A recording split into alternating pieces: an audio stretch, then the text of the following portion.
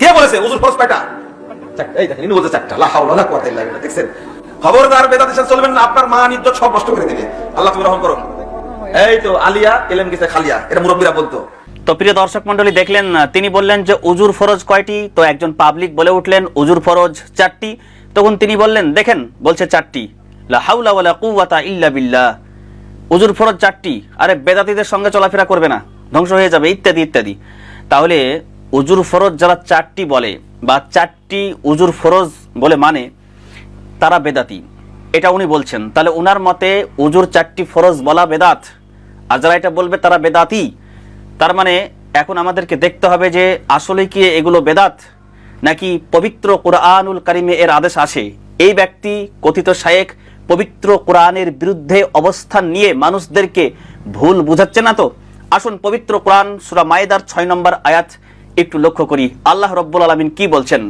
ইয়া আইয়ুহাল্লাযীনা আমানু ইযা কুমতুম ইলাস সালাতি ফাগসিলু উযুহাকুম ওয়া আইদিয়াকুম ইলাল মারাফিকি ওয়ামসাহু বিরুসিকুম ওয়া আরজুলাকুম ইলাল কা'বাইন।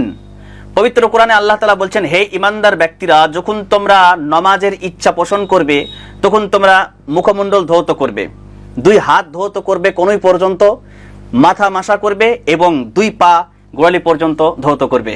তাহলে আল্লাহ রাব্বুল আলামিন এই 4টির আদেশ দিচ্ছেন উজুর ব্যাপারে। মানে যখন নামাজের ইরাদা করা যায় তখন তো উজু করে, তাই না? তো উজুর ব্যাপারে আল্লাহ রাব্বুল আলামিন এই 4টি আদেশ দিচ্ছেন। তাহলে আল্লাহ যেগুলো আদেশ দিয়ে থাকেন পবিত্র কোরআনে সেগুলো পালন করা ফরজ, সেগুলোকে ফরজ বলা হয়। তাহলে এই পবিত্র কোরআনে ফাগসিলু উযুহাকুম, আল্লাহ তাআলা বলছেন মুখমণ্ডল ধোও, তো এই যে এটা একটা ফরজ। তাহলে একটা ফরজ আমরা পেলাম। ওয়া আইদিয়াকুম ইলাল মারাফিক, এবং 2 হাত কোনই পর্যন্ত ধোও, তাহলে এটা 2 নম্বর ফরজ। তারপর আল্লাহ বলছেন আমসাহু বিরুসিকুম, তোমরা মাথা মাসাহ করো, তাহলে 3 নম্বর ফরজ আমরা পেয়ে গেলাম। ওয়া আরজুলাকুম ইলাল কা'বাইন, এবং পা ধৌত করো গোড়ালি পর্যন্ত, এটা 4 নম্বর ফরজ।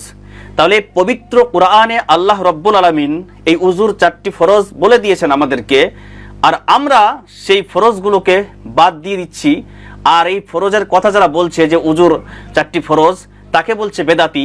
তার মানে যেই সমস্ত মানুষ এই কথিত শায়েখ মুজাফফর বিন মুহসিন সম্পর্কে বলে থাকেন যে ইনি ইহুদিদের প্রবক্তা, ইহুদিদের দালাল, তাহলে তারা অবশ্যই ঠিক বলে থাকে। কারণ পবিত্র কোরআনে 4টি ফরজের কথা আছে, আর সেই ব্যক্তি বলছে এগুলো যারা বলবে বেদাতি। তার মানে কি বুঝলেন? বেদাতি ওরা নয় যারা উজুর ফরজ 4টি বলে, বেদাতি তো ওরাই যারা একটা নতুন দলের অনুসরণ করে আর নাম দেয় আহলুল হাদিস। এই বিষয়ে আমি অনেক আলোচনা করেছি যে আহলুল হাদিস এই যে দল বানানোটাই বেদাত, ঠিক আছে? তো এইভাবে যেভাবে মানুষকে ভুল বোঝাচ্ছে যে উজুর ফরজ 4টি, হ্যাঁ এটা ভুল, হ্যাঁ অথচ কোরআনে আছে, তো এইরকম ভাবে আহলে হাদিস এটাই নাজাতপ্রাপ্ত দল বলে এদেরকে ভুল বোঝানো হয়েছে। আহলুল হাদিস হাদিস বিশারদকারীর উপাধি। আপনি হয়তো একটা ডিগ্রি অর্জন করলেন, আলিম ফাজিল, তো একটা ডিগ্রি, যারা হাদিস বিশারদকারী তাদের একটা ডিগ্রি ছিল, যারা ফজিলত প্রাপ্ত ছিল, ওদের ব্যাপারে আহলুল হাদিস ওদেরকে বলা হতো হাদিস বিশারদকারীর দল। তো এরা নিজেকে ওই যে ফজিলতের কথা শুনে নিজেকে আহলে হাদিস বানিয়ে ফেলেছে, অথচ হাদিসের হওয়া জানে না। আসহাবুল কাহাফ কোরআনে আছে, এখন যদি আপনি কোরআন পড়ে দেখেন তো আসহাবুল কাহাফের মর্যাদার কথা পাবেন। এখন যদি আসহাবুল কাহাফ দিয়ে কেউ একটা দল বানিয়ে দেয় তাহলে কি হবে? সেটা বেদাত হবে না?